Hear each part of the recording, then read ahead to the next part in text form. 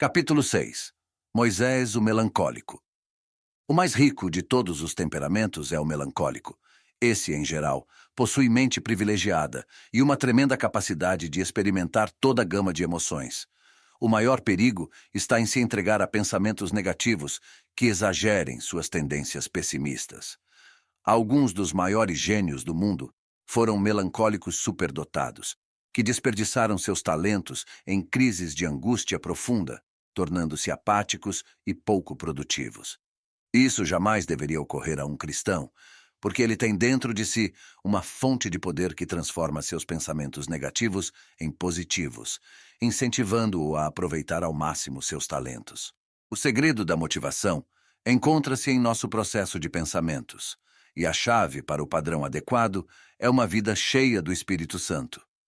Uma norma muito simples que ajudará o cristão melancólico é a de avaliar o mérito de todo pensamento negativo, contrapondo-lhe um positivo, lançando mão de Filipenses 4,13. Resultados maravilhosos se seguirão. A evidência de que o cristão melancólico tem em si um imenso potencial pode ser vista na Bíblia por meio da vida de grandes homens de Deus. Esses homens eram dotados de temperamento melancólico mais frequentemente do que dos outros tipos. Uma lista de melancólicos famosos incluiria Jacó, Salomão, Elias, Eliseu, Jeremias, Isaías, Daniel, Ezequiel, Obadias, Jonas, João Batista, os apóstolos João e Tomé e muitos outros. Encabeçando essa lista de famosos servos de Deus, temos o maior homem da história de Israel, Moisés. Antes de avaliarmos o temperamento de Moisés, é bom que examinemos os pontos fortes e fracos do temperamento melancólico. Esse temperamento é, de todos, o mais talentoso. É perfeccionista por natureza, muito sensível e apreciador das belas artes, analítico, abnegado e amigo leal. Em geral, não é extrovertido e raras vezes se impõe. Ao lado de seus dotes excepcionais, existem também fraquezas igualmente complexas, que muitas vezes se neutralizam. Esse caráter tende a ser genioso, crítico, pessimista e egocêntrico. Os grandes artistas, compositores, filósofos, inventores e teóricos do mundo foram, em sua maioria, melancólicos. O melancólico Moisés nos fornece excelente material para um estudo analítico dos temperamentos, porque as Escrituras nos dão muitas informações a seu respeito. Certos fatores, porém, tornam difícil determinar se algumas de suas atividades foram motivadas pela ação de Deus ou pelas variações de sua personalidade. Primeiramente, ele viveu antes de Pentecostes, quando o Espírito não habitava nos crentes da forma como habita hoje. Mais importante ainda é que a pessoa melancólica experimenta inúmeras flutuações de humor, que nos confundem. É fácil diagnosticarmos seus períodos negros como motivados pela carne, mas às vezes, seus períodos brilhantes deixam a impressão de que o Espírito está no comando, quando na verdade não está. Sua verdadeira fonte de controle só poderá ser determinada pela observação de seu comportamento durante certo período de tempo. O líder de Israel ilustra com clareza a diferença que o poder de Deus exerce na vida de um homem. Depois de ser educado primorosamente durante 40 anos, na sede da cultura egípcia, o brilhante melancólico passou 40 anos cuidando de animais em um deserto distante. Com 80 anos, ouviu o chamado de Deus da sarça ardente e, durante os 40 anos seguintes, foi um dos maiores líderes da história do mundo. A mudança operada nesse servo de Jeová foi gradativa, por vezes interrompida, em algumas ocasiões foi eletrizante e, em outras, nota-se até alguma regressão. Tudo isso, porém, confirma o quanto ele era humano. Nas ocasiões em que estava entregue ao Espírito Santo, nos oferece uma ilustração do temperamento melancólico divinamente guiado, enquanto em outras, mostra esse temperamento ao natural. Como qualquer cristão dos dias de hoje, Moisés só foi produtivo para Deus quando controlado pelo Espírito Santo. Talentoso. Os dotes e talentos inerentes a Moisés são evidentes em toda a narrativa bíblica. Em Atos 7, Estevão, primeiro mártir do cristianismo, nos informa que Moisés foi educado em toda a sabedoria dos egípcios e veio a ser poderoso em palavras e obras. O Egito era o centro da civilização nos dias de Moisés, e ele absorveu todo o seu conhecimento sem, porém, deixar-se dominar pelas superstições que impregnavam os conceitos daquele povo. Não há traços delas nos escritos de Moisés. Esse não é apenas um testemunho de sua capacidade, como também uma confirmação de que o poder do Espírito Santo operou nele, ao escrever. Seus excelentes dons de caráter e os dons do Espírito Santo são graficamente ilustrados nos primeiros 5 livros da Bíblia. Temos como certo que o Espírito Santo lhe inspirou essas escrituras, mas a personalidade de Moisés brilha por meio da narrativa bíblica, estabelecendo-o como o intelectual que mais se destaca no Antigo Testamento, assim como Paulo, por seus escritos, é reconhecido como o mais erudito dentre os escritores do Novo Testamento. Os melancólicos têm capacidade para o desempenho de papéis dramáticos e, em certas ocasiões, são levados a grandes alturas. Não há papel mais bem representado por Moisés do que aquele em que apareceu perante o faraó do Egito, transmitindo a advertência de Deus, sem aparentar nenhuma emoção, e convencendo o rei obstinado, com 10 pragas milagrosas, a libertar o povo de Deus do cativeiro.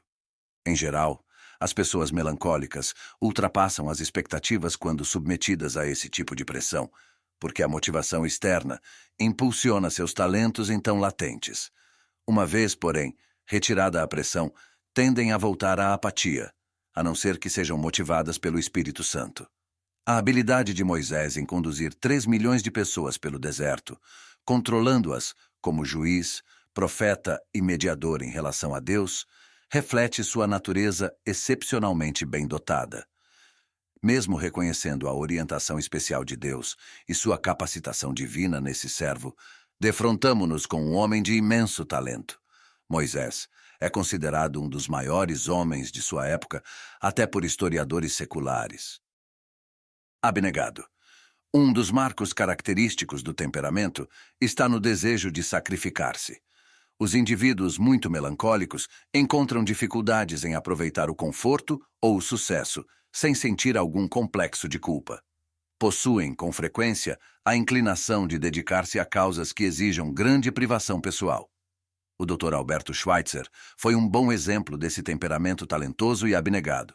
Ele já se distinguira como músico excepcional e filósofo de grande capacidade quando abraçou a medicina e dedicou sua vida à cura dos enfermos em uma região remota da África. Tipicamente melancólico, escolheu uma área em que as pessoas jamais poderiam compensá-lo de forma adequada por seus serviços. Um dos gratos resultados do estudo dos temperamentos é a ajuda que se pode prestar a melancólicos quando se trata de tomar decisões. Essas pessoas devem examinar suas tendências ao autossacrifício por razões egoísticas.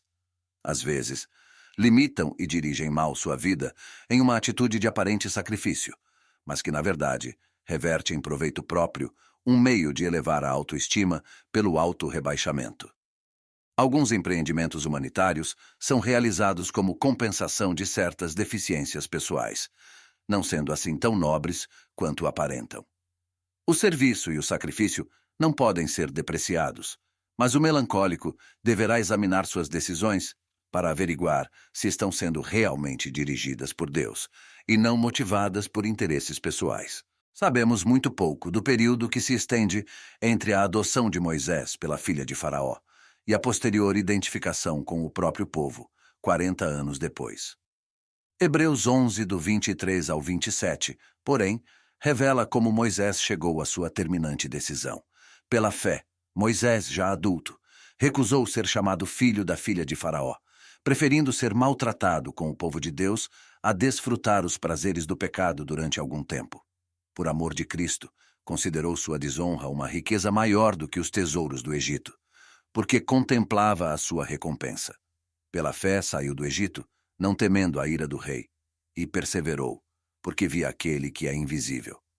Os historiadores judaicos apontam, baseados na tradição, que Moisés foi primeiro-ministro do Egito e, como filho adotivo da filha do Faraó, a única autoridade acima da sua era, a do próprio Faraó. Mas escolheu ser maltratado com o povo de Deus, uma decisão altamente abnegada. Reconhecemos nessa passagem que Moisés tinha a capacidade espiritual necessária para compreender o valor transitório deste mundo e as riquezas perpétuas do porvir. Baseado nisso, Estava disposto a deixar de desfrutar os prazeres do pecado durante algum tempo, a fim de tornar-se homem de Deus e ganhar uma recompensa eterna. Todos os cristãos enfrentam essa decisão em outro nível. Parece mais fácil para a pessoa melancólica não se deixar iludir pelas promessas vazias e falsas que este mundo oferece e avaliar corretamente recompensas eternas. Tenho observado que muitos dos missionários que vão trabalhar no estrangeiro possuem um grau de temperamento melancólico acima do normal. Essa característica é um dos motivos que levam muitos missionários bem dotados a renunciar os prazeres e os bens materiais deste mundo, a fim de servir a Jesus Cristo nesta terra e aguardar seu. Muito bem, servo bom e fiel, além do galardão que não desvanece, reservado no céu para vós. A vida de Moisés é uma prova de que homem algum sai perdendo quando dá sua vida a Deus. Complexo de inferioridade. Embora os talentos inatos do melancólico sejam provavelmente maiores do que os dos demais temperamentos, eles são muitas vezes negligenciados devido a um excessivo sentimento de inferioridade. Como são perfeccionistas, é raro se satisfazerem tanto com as próprias realizações quanto com as alheias, porque seus altos padrões de perfeição são difíceis de atingir. Sem a ajuda do Espírito Santo, é quase impossível o melancólico receber congratulações ou elogios sinceros. Seja como regente de orquestra, seja como técnico de um time de futebol, ele sempre se lembrará mais de seus erros do que de seu sucesso. Eu discutia com um editor a respeito das obras de um dos maiores estudiosos rodiernos da Bíblia, cujo temperamento é altamente melancólico. Seu trabalho é tão excelente que os livros se tornam sucesso assim que publicados. Porém, só chegam ao leitor depois de muito tempo. Os prazos de entrega para impressão têm de ser prorrogados porque o autor está constantemente fazendo revisões em seu trabalho. Os manuscritos dos livros parecem já eloquentes para as outras pessoas, mas esse super melancólico está sempre insatisfeito. Os pais, ao perceberem essa tendência em uma criança, precisam considerá-la de maneira especial, pois a crítica impressiona profundamente sua natureza sensível e pode levá-la a desistir de tentar corrigir o erro. Quando pedem ao melancólico para fazer algo, seu complexo de inferioridade é ativado com uma série de desculpas. Se for persuadido a tentar, geralmente consegue fazer um trabalho excelente. Quando lhe faltarem desculpas, o melancólico começará a perceber que sua relutância vem de um instinto de autoproteção. Sua aversão a críticas feitas por ele mesmo ou por outras pessoas, é maior do que o desejo de ver cumprida a tarefa. As desculpas que Moisés deu ao Deus Todo-Poderoso quando conversaram junto à sarça ardente são um exemplo típico da depreciação que os melancólicos fazem de si mesmos. Examinaremos em detalhes cada uma dessas desculpas para observar como um homem bem dotado e sincero pode viver muito abaixo de seu potencial.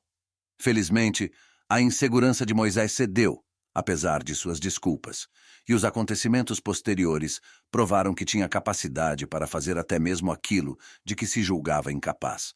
Uma pessoa melancólica jamais deve confiar somente em seus sentimentos para conduzir-se nas oportunidades que se apresentam para servir ao Senhor. Deve, isso sim, entregar-se à orientação segura de Deus. Então, poderá adotar como lema as palavras de Filipenses 4:13, sabendo que Deus suprirá todas as suas necessidades e lembrando que, se Deus é por nós, quem será contra nós? Romanos 8:31. Não tenho nenhum talento. Depois de aparecer a Moisés na sarça ardente e revelar-lhe seu plano de conduzir os judeus do Egito a uma terra que mana leite e mel, Deus disse a Moisés: Vá, pois agora, eu o envio ao faraó para tirar do Egito o meu povo, os israelitas. Moisés demonstrou seu complexo de inferioridade, respondendo: Quem sou eu para apresentar-me ao faraó e tirar os israelitas do Egito? Em outras palavras, Moisés dizia: Não tenho o mínimo talento. Embora secretamente orgulhoso, como o melancólico típico, Moisés depreciava suas habilidades pessoais. Recuava diante da ideia de colocar seus talentos à disposição do Senhor. Muitos cristãos melancólicos de hoje repetem esse comportamento. Quando um superintendente de escola dominical ou um pastor os convida para fazer algum trabalho, eles se retraem pensando: quem sou eu? Ou então, Não tenho o mínimo talento. A resposta de Deus a Moisés é válida para o cristão do século XXI, assim como foi para o líder escolhido de Israel. Deus prometeu: certamente eu serei contigo. Do que mais Moisés precisava? Um estudo bíblico relativo à providência divina seria de tremenda ajuda para todo cristão melancólico. Por meio das Escrituras, vemos que, falando a Adão e Eva, Noé, Abraão, Moisés, os profetas ou reis, Deus sempre promete fortalecê-los e guardá-los. E o Senhor Jesus fez a mesma promessa a seus discípulos, pouco antes de deixar esta terra. Em Mateus 28, do 18 ao 20, depois de dar a grande comissão, ordenando os crentes que pregassem o Evangelho a toda criatura em todo o mundo, Jesus conclui: "E eu estarei sempre com vocês até o fim dos tempos." Que maior segurança do que essa poderia exigir o melancólico em luta contra seu complexo de inferioridade? Se você, como cristão melancólico, tem a tendência de rejeitar as oportunidades de serviço cristão, sugiro que se lembre da promessa divina: certamente eu serei contigo. Na verdade, desde que Deus habita em nós na pessoa de seu Espírito Santo, não precisamos sequer de talento para servi-lo. Devemos simplesmente submeter-nos à sua orientação. Não conheço teologia. A segunda desculpa foi tão frágil quanto a primeira. Moisés supôs que o povo de Israel poria em dúvida sua missão divina quando tivesse de conduzi-lo para fora do Egito e perguntou: "Que lhes direi?" Ele fora treinado nas artes dos egípcios, mas ainda não fora instruído nos princípios de Deus, e sabia que muitos dos israelitas, criados na terra de Gósen, tinham sido educados na fé de seus antepassados. Muitos cristãos modernos alegam ignorância como uma desculpa para não dar seu testemunho a favor de Cristo. Antes de contar a outros o que Jesus Cristo fez por eles, começam a imaginar a possibilidade de um cético inventar uma pergunta filosófica ou teológica a que não possam responder, e assim não chegam nem sequer a tentar. Jesus preparou os 70 mensageiros do reino, assegurando-lhes: naquela hora lhes será dado o que dizer, pois não serão vocês que estarão falando, mas o Espírito do Pai de vocês falará por intermédio de vocês. O Senhor Deus revelou-se a Moisés como soberano, onipotente e imutável ao dizer: eu sou o que sou. Então prosseguiu, informando-o ser ele o Deus de Abraão, Isaque e Jacó, que prometeu livrar Israel, e que Moisés deveria repetir-lhes essas promessas. De maneira palpável, é isso que os cristãos de hoje fazem, ao partilhar sua fé, ajudar os necessitados e tomar o partido da justiça na sociedade. Revelamos a natureza de Deus, como nos foi revelada em sua palavra, e transmitimos suas promessas para os homens espiritualmente perdidos. Tendo o Espírito Santo como nosso instrutor pessoal e a palavra de Deus em uma versão de fácil compreensão, qualquer cristão pode servir a Deus, mesmo antes de conhecer completamente a Bíblia. Não é necessário ter um curso bíblico nem ser formado em um seminário para conduzir uma pessoa a Jesus Cristo. Qualquer crente verdadeiro que conheça versículos como João 3, 16 e outros semelhantes pode fazê-lo. Não é questão de quanto sabemos, mas de quanto nos importamos. Alguém já disse que a chave do sucesso na vida cristã não está na habilidade, mas na disponibilidade. Ninguém acreditará em mim. Moisés respondeu: e se eles não acreditarem em mim, nem quiserem me ouvir e disserem: o Senhor não lhe apareceu? Êxodo 4:11. O medo de ser rejeitado faz parte do complexo de inferioridade do temperamento melancólico. Moisés revela esse medo em sua desculpa, contradizendo diretamente a promessa de Deus que prometera: as autoridades de Israel o atenderão. Poderia ser mais explícito?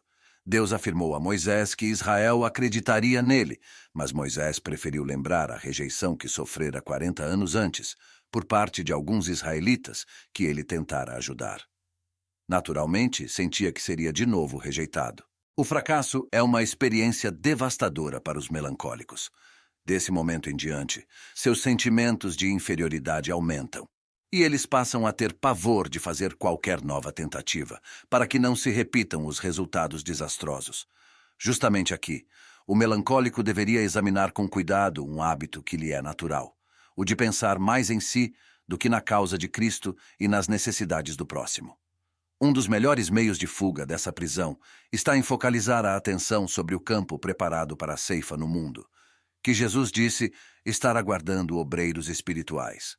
Sem dúvida, o trono de julgamento de Jesus revelará um triste número de cristãos que negaram ao Espírito Santo a chance de levá-los a partilhar sua fé por medo de não serem ouvidos. Esse temor é totalmente egoísta. Quanto mais cedo for reconhecido como pecado, mais depressa experimentaremos o poder do Espírito Santo. Não somos responsáveis pelo sucesso ou pelas falhas de nosso testemunho. Temos apenas de dar esse testemunho. Não posso falar em público. A quarta desculpa é frequentemente usada pelos crentes de hoje em dia. Nas palavras de Moisés: nunca tive facilidade para falar. Não consigo falar bem. Todo pastor e professor de escola dominical já ouviu essa desculpa, de uma ou de outra forma. A resposta de Deus a Moisés é hoje tão pertinente quanto o foi no passado. E disse-lhe o Senhor: quem deu boca ao homem? Quem o fez surdo ou mudo? Quem lhe concede vista ou o torna cego? Não sou eu, o Senhor? Agora, pois, vá, eu estarei com você, ensinando-lhe o que dizer. Êxodo 4, 11 e 12. A questão, disse Deus, não é o que você pode fazer, mas o que eu posso fazer. Como frequentemente acontece, pessoas dotadas de grande inteligência e capacidade para o estudo não são loquazes, mas também não dizem coisas inexpressivas. Embora os melancólicos não sejam, talvez, dinâmicos e carismáticos como os sanguíneos, o Espírito Santo certamente pode transformá-los em pregadores eficazes. A desculpa sem sentido de Moisés não só o privou do poder de Deus, como também o fez se submeter a um assistente, seu irmão Arão, o que, em lugar de ajudá-lo, o prejudicou. Moisés não era grande orador, mas ser escolhido para pregar ou ensinar a palavra de Deus não depende de eloquência, mas sim de obediência. A resposta do Senhor a Moisés revela claramente que o sucesso espiritual é alcançado pelo poder de Deus e não por nosso potencial ou talento. O cristão melancólico pode provar o poder do Deus vivo, confiando em sua orientação e esquecendo-se dos próprios sentimentos de insuficiência. Como pastor que trabalha ativamente junto à mocidade da igreja, tenho me esforçado por encorajar muitos jovens melancólicos a considerar o ministério evangélico.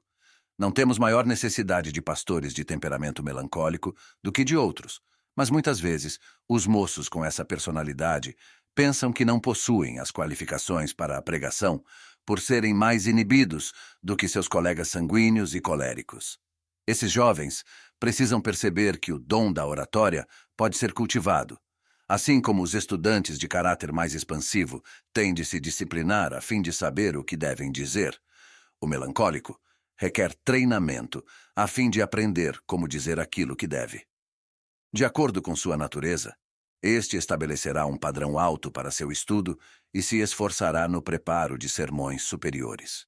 Um velho pastor, que teve profunda influência em minha vida, surpreendeu-me revelando que, quando rapaz, resistiu ao chamado de Deus para pregar o evangelho por ser muito gago. Finalmente, resolveu ir para a faculdade, com a fé de que Deus removeria seu empecilho. Quando o conheci, anos depois, e pude ouvi-lo falar muitas vezes, em nenhuma ocasião percebi dificuldades na dicção. Ninguém ficaria sabendo do fato, caso ele mesmo não o tivesse contado. A providência de Deus não pode ser medida pela incapacidade do homem. Não quero ir. A indecisão e a falta de praticidade do melancólico são reveladas na última desculpa de Moisés, que lhe custou a ira do Senhor. Respondeu-lhe, porém, Moisés: Ah, Senhor, peço-te que envies outra pessoa. Em outras palavras, ficaria muito grato se o Senhor mandasse outra pessoa. Isso revela o verdadeiro motivo por que Moisés rejeitava a liderança de Israel. Simplesmente não queria aceitá-la. As pessoas melancólicas tendem a apegar-se a preconceitos quando enfrentam situações desfavoráveis. Uma vez tomada a decisão de que não podem fazer algo, nem mesmo um bom argumento as faz mudar de ideia. Deus havia realizado milagres para Moisés, respondido a cada uma de suas dúvidas e ainda lhe concedido o poder de realizar milagres. Mas o homem, mesmo assim, pediu que enviasse outra pessoa em seu lugar, porque não queria ir. Estava prestes a recusar a maior oportunidade que já lhe fora oferecida. Só diante da insistência de Deus e do oferecimento de um assistente é que Moisés decidiu-se a aceitar a tarefa. É possível que essa quinta desculpa de Moisés esteja revelando sua hostilidade e amargura, acumuladas durante os 40 anos de seu isolamento no deserto. Do ponto de vista humano, é perfeitamente compreensível que tivesse sentido profundo ressentimento ao se ver rejeitado por seu povo, quando se dispôs a deixar os prazeres e o prestígio de sua posição de líder no Egito por amor deles. Tenho a impressão de que esse foi um dos fatores que o levaram a tentar fugir do chamado de Deus. Pessoas sensíveis e melancólicas ficam preocupadas e têm complexos de perseguição em prejuízo próprio. A incapacidade de Moisés para tomar uma decisão sensata na presença de Deus foi provavelmente causada por ele ter tido, durante 40 anos, um padrão de raciocínio falho. Isso envenena o bem-estar emocional de qualquer temperamento, sobretudo o do melancólico. Tais sentimentos são pecaminosos e não devem ter lugar no coração do crente. Devem ser confessados e substituídos por ações de graças e por fé, a fim de manter comunhão com Deus. 1 Tessalonicenses 5,18. Uma boa higiene mental e espiritual, para todo temperamento, em especial para esse, é recusar-se a dar lugar a pensamentos negativos ou críticos. Perfeccionista por natureza, o melancólico critica severamente aqueles que não concordam com suas ideias, e não há quem seja capaz de sentir maiores amarguras ou nutrir maiores ressentimentos do que ele. Tal ingratidão não só entristece ao Espírito Santo, como também produz uma personalidade muito desagradável. A amargura de Moisés nos leva a perceber quão grande é o poder do perdão. Já conheci pessoas tão cheias de ódio que não conseguiam sequer pensar racionalmente, e algumas, inconscientemente, transferiam esse ódio para aqueles a quem de fato amavam. Uma das principais causas da impotência sexual em homens saudáveis é esse sentimento. Pode ser uma aversão inconsciente pela mãe crítica e dominadora, ou por uma mulher que tenha rejeitado seu amor, mas tal disposição é capaz de matar o desejo normal em relação à esposa, a quem na verdade amam. Conheci homens que ficaram curados no momento em que se ajoelharam, confessando a Deus seu ódio, pedindo que lhes desse disposição para perdoar. O perdão remove todo o câncer espiritual. Não é difícil para um cristão encontrar o remédio para pensamentos negativos e absurdos. Basta reconhecer a amargura, hostilidade e os maus pensamentos com relação às outras pessoas como pecados e confessá-los. O crente será então liberto do poder dessas faltas e perdoado por Deus. Um novo padrão de pensamentos é estruturado, concentrando-se nas coisas boas e no bom propósito de Deus em tudo. Não devemos ficar desanimados se a transformação não for imediata, porque um molde ou modelo é constituído de muitas peças. Um excelente texto para ter em mente e seguir é Filipenses 4:8. Finalmente, irmãos, tudo o que for verdadeiro, tudo o que for nobre, tudo o que for correto, tudo o que for puro, tudo o que for amável, tudo o que for de boa fama, se houver algo de excelente ou digno de louvor, pensem nessas coisas. As desculpas de Moisés, que revelam seu complexo de inferioridade, foram todas baseadas em mentiras. Embora lhe parecessem razoáveis, nenhuma era válida, nem útil. Tais sentimentos restringem a força de qualquer indivíduo. Se você for dominado por um complexo de inferioridade, está limitando a ação de Deus por meio da incredulidade. Uma de suas grandes necessidades é, portanto, a fé que vem pela palavra de Deus, por intermédio do Espírito Santo. É um dom que está à sua disposição e cresce de fé em fé, à medida que nos submetemos à orientação de Deus, passo a passo, até o destino por ele designado. A ira de Moisés. Além do medo, a ira reprimida com frequência espreita esse caráter. A incapacidade de Moisés em controlar a ira marcou sua vida em diversas ocasiões, a ponto de custar-lhe a alegria de entrar com seu povo na terra prometida. Essa raiva profunda não só entristece ao Espírito de Deus, como também pode destruir a saúde de uma pessoa. É solo fértil onde cresce a irritabilidade. Ao ler as Escrituras, note trechos como Moisés irou-se contra eles e irou-se. Nem toda a ira é censurável, mas a ira autoindulgente desagrada a Deus e leva a graves pecados. Surpreendentemente, Moisés se inflamou, irado, após ter passado muitos dias na presença de Deus, na montanha onde o Senhor escrevera os 10 mandamentos e lhe entregara a lei de Israel. Quando voltou ao acampamento e encontrou o povo em festas imorais e pagãs, ficou tão zangado que jogou as tábuas no chão, ao pé do monte, quebrando-as. Essa pode ter sido uma ira justa contra o mal, mas a tendência de Moisés para esse comportamento, quando não controlada, produzia pecado. As ações motivadas pela ira em geral causam problemas e aumentam as dificuldades. Tiago 1,20 nos diz: pois a ira do homem não produz a justiça de Deus. A ira deve conduzir a uma ação justa para que Deus seja servido. Podemos imaginar a tremenda pressão emocional que Moisés sofreu durante a viagem pelo deserto. Os israelitas sentiam calor, estavam famintos e descontentes e descarregavam sua frustração sobre ele sempre que ficavam insatisfeitos com a provisão de Deus. Poucos homens sofreram pressões como essa, durante um período de tempo tão longo. Nenhuma pessoa compreensiva criticaria Moisés por se irritar com aquele povo ingrato, mas o Deus Todo-Poderoso assim o fez. O Senhor havia oferecido a Moisés orientação e todo o poder necessário. Contudo, o desprezo de Moisés por essas dádivas resultou em uma autoafirmação pecaminosa que prejudicou seu testemunho e provocou o juízo divino. Quase no fim de seu exílio no deserto, quando a irritação de Moisés estava no auge, o povo o assediou com queixas. Em Números 20, do 3 ao 5, temos o relato do rude ataque verbal que fizeram. Quem dera tivéssemos morrido quando nossos irmãos caíram mortos perante o Senhor. Porque vocês trouxeram a Assembleia do Senhor a este deserto, para que nós e os nossos rebanhos morrêssemos aqui. Porque vocês nos tiraram do Egito e nos trouxeram para este lugar terrível? Aqui não há cereal, nem figos, nem uvas, nem romãs, nem água para beber. A reação inicial de Moisés é descrita nos versículos 6 a 8. Moisés e Arão saíram de diante da Assembleia para a entrada da tenda do encontro e se prostraram, rosto em terra, e a glória do Senhor lhes apareceu. E o Senhor disse a Moisés: pegue a vara, e com o seu irmão Arão reúna a comunidade, e diante desta, fale àquela rocha, e ela verterá água. Vocês tirarão água da rocha para a comunidade e os rebanhos beberem. Então a natureza melancólica de Moisés explodiu de ira. Versículos 9 a 12. Então Moisés pegou a vara que estava diante do Senhor, como este lhe havia ordenado. Moisés e Arão reuniram a assembleia em frente da rocha. E Moisés disse: escutem, rebeldes, será que teremos que tirar água desta rocha para lhes dar? Então Moisés ergueu o braço e bateu na rocha 2 vezes com a vara.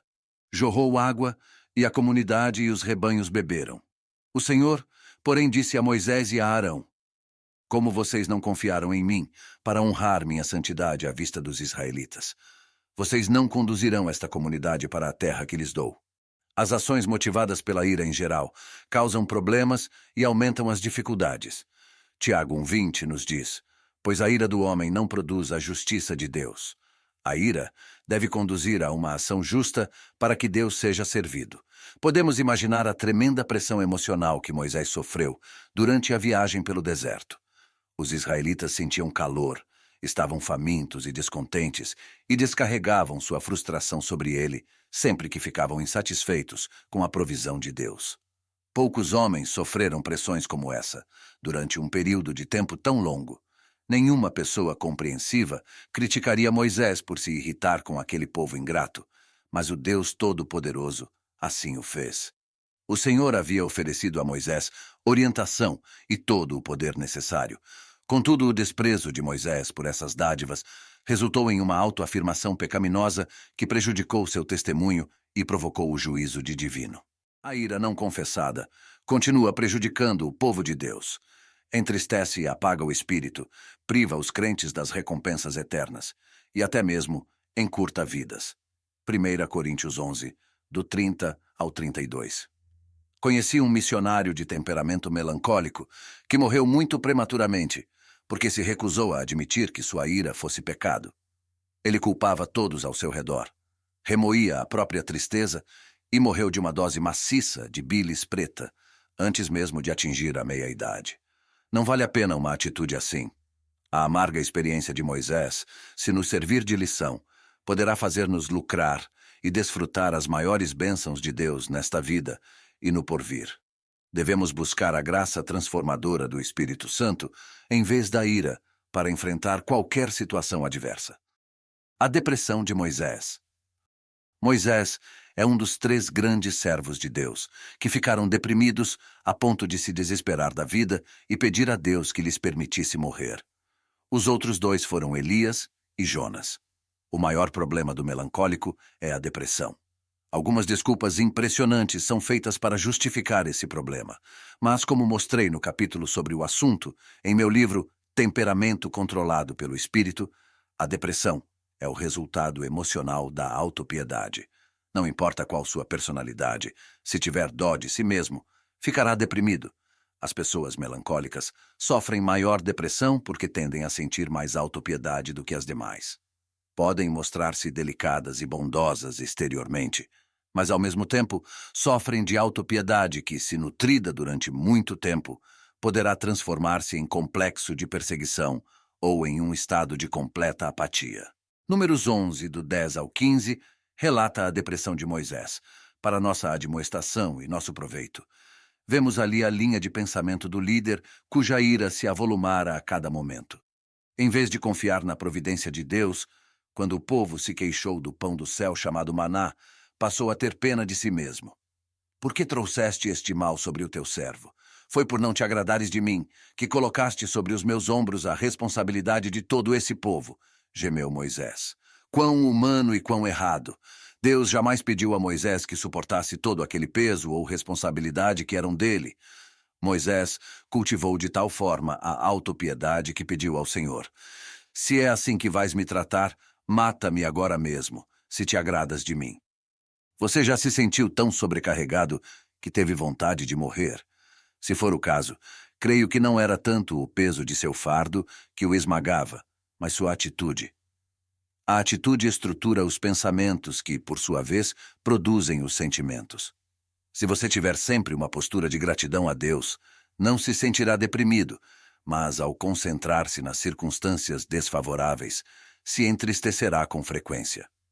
Lembre-se de que a reação de Moisés diante dos acontecimentos foi o que causou sua queda, e não as circunstâncias em si mesmas.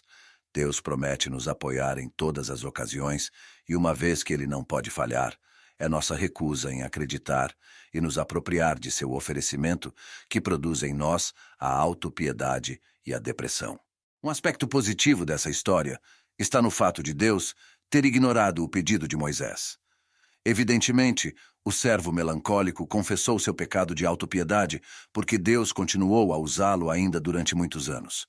Isso deve dar esperança para os santos deprimidos que, como Moisés, têm orado pela morte. Deus nos perdoa e faz uso de nossa vida.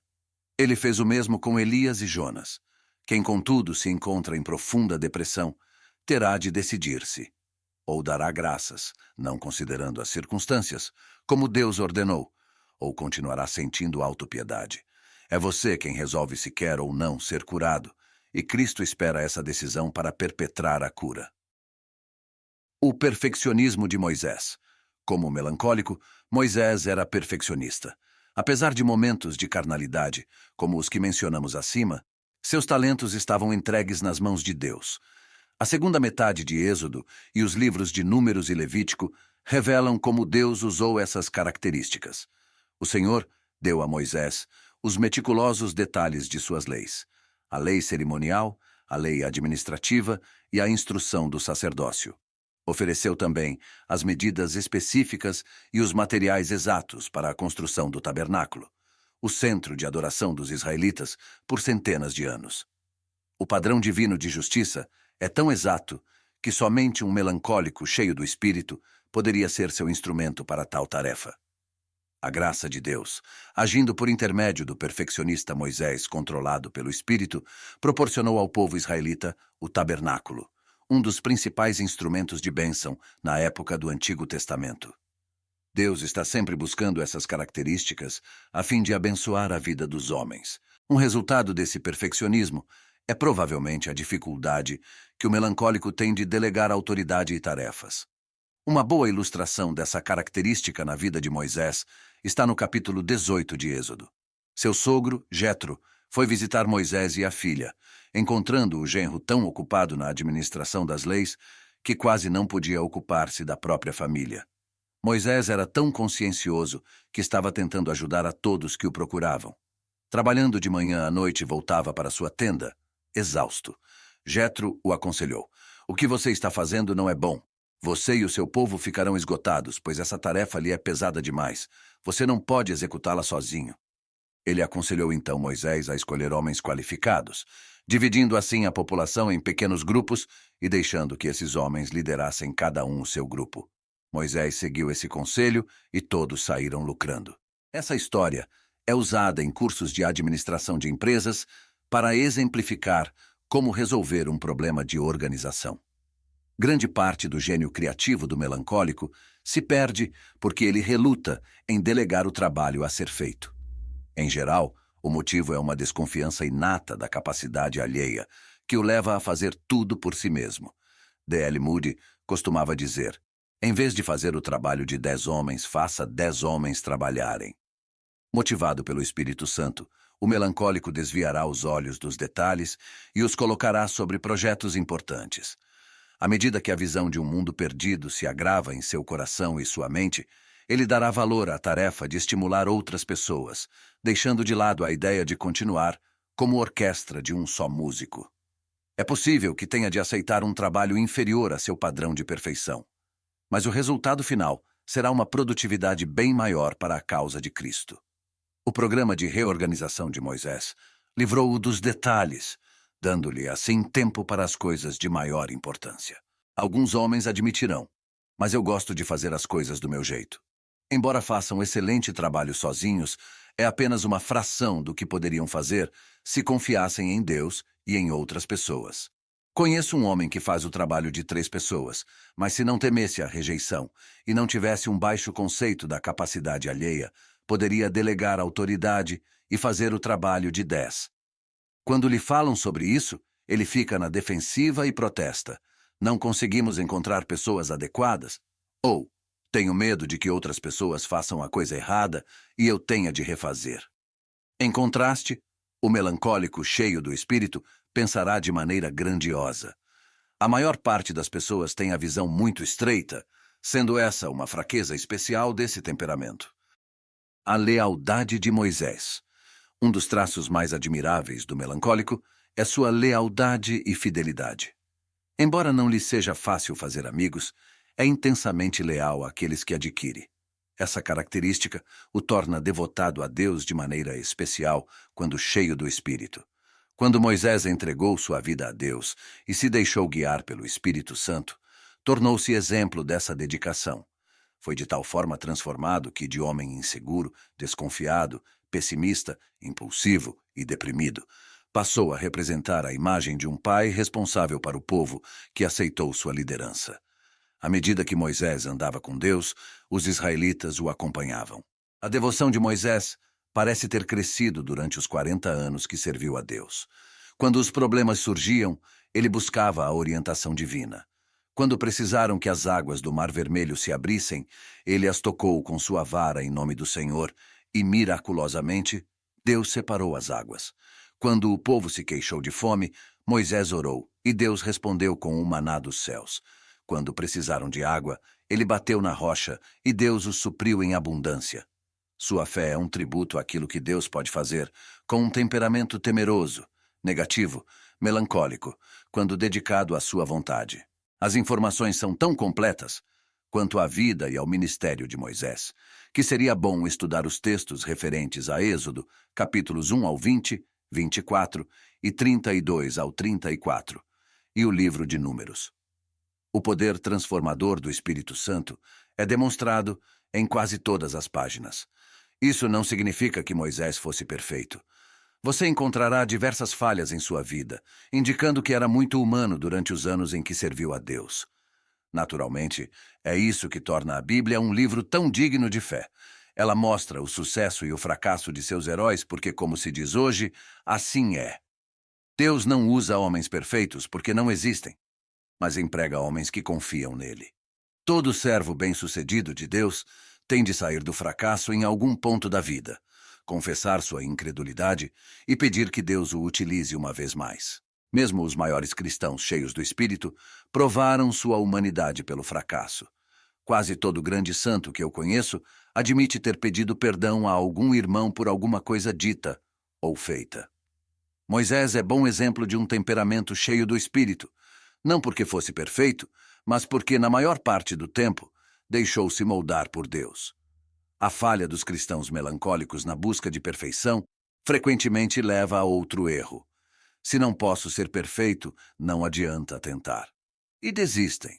Para crédito de Moisés, embora tivesse caído muitas vezes, sempre confessava seus pecados, entregava novamente a vida a Deus e seguia em frente como melancólico transformado. Deus quer realizar o mesmo em todas as vidas. Agora mesmo, em vez de remoer suas fraquezas, agradeça a Deus pelo poder dele em sua vida e confie nele para sua transformação.